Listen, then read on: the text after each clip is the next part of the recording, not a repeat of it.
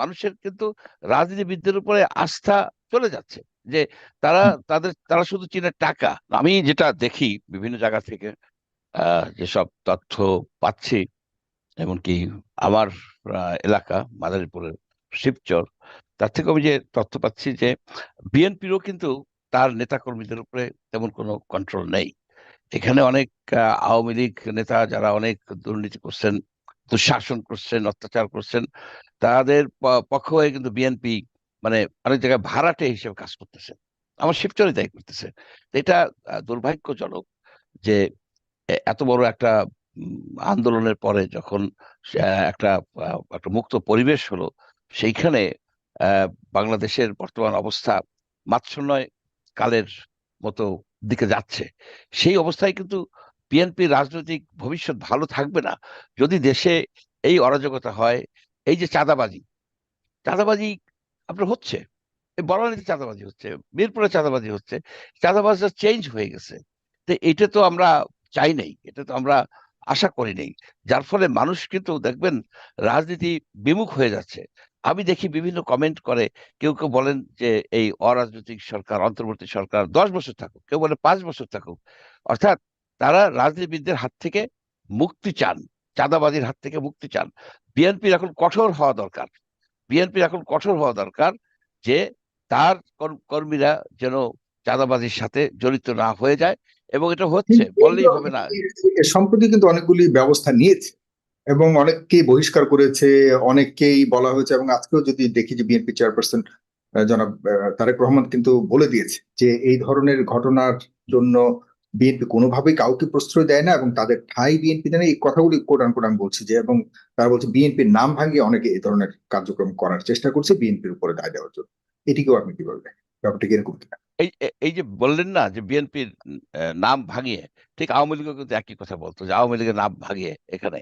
আর এখানে জাস্ট বহিষ্কার করাটাই যথেষ্ট না। যেখানে এই ধরনের ঘটনা ঘটছে, বিএনপি সেন্ট্রাল কমিটির হোক কিংবা ডিস্ট্রিক্ট কমিটির লোকজনের সেসব জায়গায় যে আইন শৃঙ্খলা বাহিনীর সাথে যোগাযোগ করে এই ধরনের চাঁদাবাজি বন্ধের জন্য একটা অ্যাক্টিভ নিতে হবে। আমরা নতুন ভাবে শুরু করতে চাচ্ছি, বাংলাদেশ যেন দ্বিতীয় যাত্রা, গণতন্ত্রের পথে আমাদের দ্বিতীয় যাত্রা, এখানে যেন আমরা ফেল না করি। আমরা যদি ফেল করি, তাহলে কিন্তু আমরা আর কোনোদিন সেই মেইন যে আসল ট্রাকে উঠতে পারবো না। একটা ক্রিটিক্যাল সময় যাচ্ছে। এই জায়গায় আরেকটা জিনিস আমি দেখি, যে যে আরেকটা অন্তর্বর্তীকালীন জিনিস বলি আমি, কারণ বিএনপির ব্যাপারটা আসছে, আমি দুঃখিত আপনাকে বারবার প্রশ্ন করছি যে বিএনপির প্রশ্নটা যেহেতু বারবার আসছে।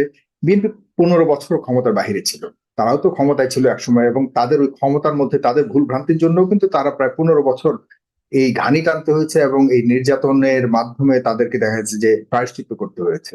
আহ তো সেই জায়গাটা আপনি মনে করেন কিনা যে বিএনপির এত বড় একটা দলের তৃণমূল পর্যায়ে অনেকেই আছে যে আসলে সেন্ট্রাল কমান্ড না মানাটা অনেকটাই স্বাভাবিক, এবং তাদেরও তো প্রতিশোধের একটা আগুন বুকের মধ্যে জ্বলছে, সেখানে হয়তো তারা যেভাবে রিয়েক্ট করার কথা ছিল, যেভাবে আমরা ভেবেছিলাম সে পর্যন্ত হয়তো হয়নি, কিন্তু কিছুটা হচ্ছে।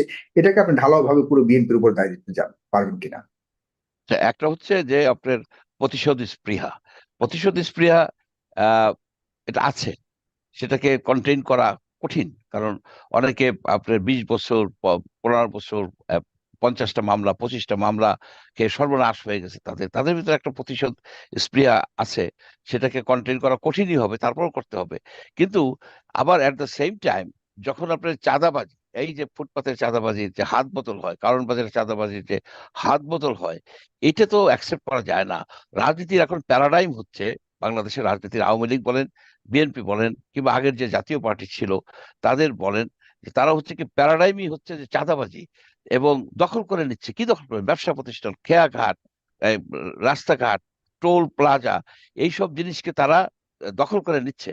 এই দখল করে নেওয়ার ফলে যেটা দাঁড়াচ্ছে, মানুষের কিন্তু রাজনীতিবিদদের উপরে আস্থা চলে যাচ্ছে, যে তারা তারা শুধু চীনের টাকা। এইটাকে থেকে বেরিয়ে আসতে হবে। বেরিয়ে আসার জন্য বিএনপি এখন যেহেতু এখন প্রধান দল হিসেবে মাঠে আছে বিএনপি, তাদের নেতৃত্বের শুধু বললেই হবে না। এখানে আপনি যে বের করে দিলেন, আবার তারা কিন্তু ফিরে আসে, বের করে দেওয়াই যথেষ্ট না, পার্টি থেকে বের করে দেওয়া যথেষ্ট না। এক একটা জায়গায় 4টে 5টা ও উপদল আছে, 4-5টা আপনার সেই আহ্বায়ক কমিটি আছে, আপনি একটা থেকে বের করলেন আরেকটার মধ্যে আছে। সুতরাং এখানে আইন শৃঙ্খলা বাহিনীকে আরো বেশি আহ, উজ্জীবিত করার জন্য বিএনপির নেতৃত্বের কিন্তু ফিল্ড লেভেলে যেতে হবে। আর আমি সরকারের প্রতি এইখানে অনেকেই বলেন যে অন্তর্বর্তী সরকার এখনো তাদেরকে সমালোচনা করা ঠিক হবে না, সমালোচনা না, এটা সমালোচনা না, তাদেরকে ডিনাউন্স করা না, তাদেরকে শুধু এইটুকুই বলা যে আপনাদের এই কাজগুলি প্রায়োরিটি। আমরা বলতে পারি যে এই এই কাজগুলি প্রথম প্রায়োরিটি হচ্ছে যে একটা রোড ম্যাপ তৈরি করা। রোড ম্যাপ তৈরি করতে তাদের বেশি সময় লাগার কথা না। সাধারণত রোড ম্যাপটা যখন এই ধরনের একটা সরকার আসে, আহ আসার পরেই কিন্তু 2-4 দিনের ভিতরেই তারা একটা প্রাথমিক একটা রোড ম্যাপ দিতে পারে। সেই রোড হুম। ম্যাপটা প্রাথমিকভাবেও দিতে পারে, সেটাকে চেঞ্জ হতে পারে। কিন্তু আপনি 3 সপ্তাহ পার হয়ে যাচ্ছে, তারা কি সংস্কার করবেন, কবে নাগাদ ইলেকশনের করবেন, এইটা বুঝতে যদি এত বেশি দেরি লাগে, তাহলে মানুষ কিন্তু একটু হতাশ হয়ে যাবে।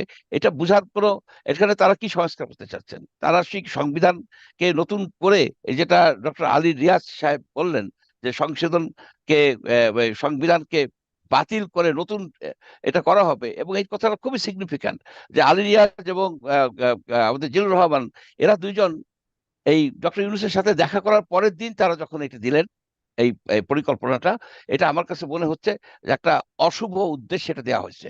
জাতিকে এইভাবে সংবিধান বাতিল করে নতুন করে নতুন যাত্রা শুরু করার যে প্রক্রিয়া, সেইটা যদি চালু করে, তাহলে আমাদের একটা বড় ধরনের ঝামেলার মধ্যে পড়ে যাব। সিম্পল ওয়েতে সংবিধানকে যতটুকু আপনার সংস্কার করা দরকার সংস্কার করে, আমি যেটা আগেও বলেছি, 1 থেকে 2 বছরের মধ্যে একটা নির্বাচন দিয়ে আমাদের গণতান্ত্রিক, আমাদের রাজনৈতিক সরকার প্রতিষ্ঠা করতে হবে। যদি রাজনৈতিক সরকার আমরা প্রতিষ্ঠা করতে ব্যর্থ হই 2-3 বছরের মধ্যে, 2-1 বছরের মধ্যে, তাহলে কিন্তু আমরা আর একটা ট্র্যাকে চলে যাব। সেই ট্র্যাকটা হচ্ছে অগণতান্ত্রিক সরকার। অগণতান্ত্রিক সরকার যত ভালো কাজ করুক না কেন, তাদের কিন্তু ইন্টারন্যাশনাল স্ট্যান্ডিং থাকে না, থাকার কথাও না। আর তো তাছাড়া যে এখানে যে এই যারা মানে আপনার এই আসছেন, এই অ্যাডভাইজার হিসেবে আসছেন, সেই প্রক্রিয়াটাও আমার কাছে খুব স্বচ্ছ মনে হয় নাই। অনেকেই আপনার এই ফেসবুকে বলেন, এখানে আপনার এই ইউটিউব বলেন, গণমাধ্যমে, সোশ্যাল মিডিয়াতে কয়েকজন অ্যাডভাইজারের সম্বন্ধে স্পেসিফিক কমেন্ট করছেন দুর্নীতির বিষয়। আচ্ছা। সেগুলি কিন্তু তদন্ত হওয়া উচিত ছিল, সেগুলির কিন্তু আপনার বলা উচিত ছিল, যা ব্যাকগ্রাউন্ড চেক করা উচিত ছিল, তাদের ফাইন্যান্সিয়াল ডিলিংসটা আপনার এই বাংলাদেশ ফাইন্যান্সিয়াল ইন্টেলিজেন্স ইউনিটদের চেক করলেই তো হয়। এই চেকিং এ তাদের কেন, আমরা সাব রেজিস্ট্রারদের কাছে সম্পদের হিসাব চাচ্ছি, আমরা অ্যাডভাইজার এখন 2 জন মাত্র এই সম্পদের হিসাব দিছে। শুধু দিলেই হবে না, ওটাকে ভেটিং করতে হবে, তো দুদক দিয়ে ভেটিং করতে হবে, তারা কয়জন এখানে বিদেশি বর্তমান যারা রাষ্ট্রের আছে, নাগরিক। বর্তমানে যারা আছে তাদের কারো ব্যাপারে কি আপনার কোনো ধরনের মানে অনৈতিকতা বা আহ, তাদের দুর্নীতি বা তাদের সততা নিয়ে কোনো প্রশ্ন আছে কিনা? প্রশ্ন তো আছেই। আপনি পিনাকি ভট্টাচার্য বলছেন, আপনার যে কনক সারোয়ার বললেন, এই সুপ্রদীপ চাকমার কথা, এই অভিযোগ আছে, এগুলি তো ডকুমেন্টেড। এখন যেমন ডেইলি স্টারে তার বিরুদ্ধে যে চার্জশিটের হয়েছে, সেই কথা আসছে, সেখানে অনেক কিছুই আছে। যখন এই অভিযোগটা আসে, তখন সরকারের উচিত হবে প্রত্যেকটা অ্যাডভাইজারের কয়েকটা জিনিস, তাদের সম্পদের হিসাব, শুধু অ্যাডভাইজার না, তার পরিবারের হিসাব, এবং তাদের বাংলাদেশ ফাইন্যান্সিয়াল ইন্টেলিজেন্স ইউনিট দিয়ে চেক করা, তাদের কোনো রকমের আহ, আহ, কোনো রকমের মানে বেআইনি ট্রানজাকশন আছে কিনা, এবং তারা কি ট্যাক্স দেন, তাদের লাইফ স্টাইলের সাথে তাদের ইনকামের সামঞ্জস্য আছে কিনা। আপনি ধরুন একটা লোক বেতন পায় 1.5 লাখ টাকা, এনজিও মালিক, সে যদি বিএমডব্লিউ গাড়িতে চলে, সে যদি এমিরেটস এর আপনার প্লাটিনাম কার্ড হোল্ডার হয়, ফার্স্ট ক্লাস ছাড়া চলে না, তো কার কথা সেখানে তো বলছেন? বুঝতেই হবে। আমি সেই নামগুলি পরে বলবো আর কি, পরে ধাপে ধাপে আমি বলবো। আমি বিব্রত করতে চাচ্ছি না, আমি তাদের কাউকেই বিব্রত করতে চাচ্ছি না, আমি শুধু ঢালাও ভাবে বলছি যে তাদের স্বচ্ছতাটা এনশিওর করা দরকার। তাদের স্বচ্ছতা এনশিওর হলে সচিবদের স্বচ্ছতা এনশিওর হবে। সচিবদের ভিতরে তো অনেক দুর্নীতিবাজ আছে, এটা তো সবাই জানেন। একজন সচিবকে কি দুর্নীতির সন্দেহে বা তাদেরকে রিমুভ করা হয়েছে, সন্দেহ বা কিংবা প্রমাণে রিমুভ করা হয়েছে? হয়নি। আমি একজন সচিবের কথা 8 বার বলেছি, এখন আর বলি না। 8 বার বলেছি যে তাকে তদন্ত করেন, এবং সে যে কর্ণফুলী এতে যে দুষ্কর্ম করছে আপনি দেখুন, কিন্তু সরকার সেই আপনাদের কুম্ভকর্ণের ঘুম কবে ভাববে আমি জানি না। যখন ঘুম ভাঙবে তখন দেখবে চারিদিকে আপনার সেই মানুষের হতাশা, মানুষের যে অনাস্থা এসে যাবে। তাদেরকে ইমিডিয়েটলি শক্ত হতে হবে। সময় সময় কিন্তু সীমিত, কারণ এই ধরনের সরকার তো 10 বছর থাকে না, 5 বছরও না, সরকার 1 বছর 2 বছরের মধ্যে। সুতরাং তাদের 1 মাস সময় যথেষ্ট সময়।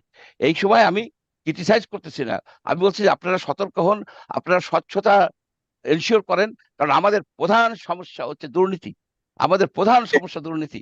আপনারা এমন সব লোককে ইসে আনবেন, তাদের ব্যবসা প্রতিষ্ঠান, তাদেরকে যেন কেউ টোকা দিতে না পারে। তাহলে হবে কি, নিচের লেভেলে যারা আছে, সচিবরা আছেন, এডিশনাল সচিবরা আছেন, অন্যান্য যারা আছেন, তারা তখন সতর্ক হবেন। তারা তখন মানে তারাও, যারা দুর্নীতিবাজ তারা সরে যাবেন। যারা জি। দুর্নীতিবাজ তাদেরকে আপনি বলেন যে আপনারা নিজেরাই উদ্যোগে সরকার ছেড়ে চলে যান, তাদের দরকার নাই। এটা আমাদেরকে যে গত 15-16 বছরের যে দুর্নীতির যে আপনি দেখেন প্রধানমন্ত্রী, গত সরকারের প্রধানমন্ত্রীর চাপরাশি পিয়নের 400 কোটি টাকা সম্পত্তি, এবং উনি হাসতে হাসতে বলতেছেন আমি তার কার্ড রেখে করে দিছি। এসব কারণেই তো আজকে বাংলাদেশের এই অবস্থা। বাংলাদেশ এখন যে অবস্থায় আছে, এই যে জি। যে চিত্র ফুটে উঠতেছে, তাতে দেখা যায় মাৎসন্যায় যুগের আমরা প্রবেশ করতে যাচ্ছি। এটা যেন না হয়।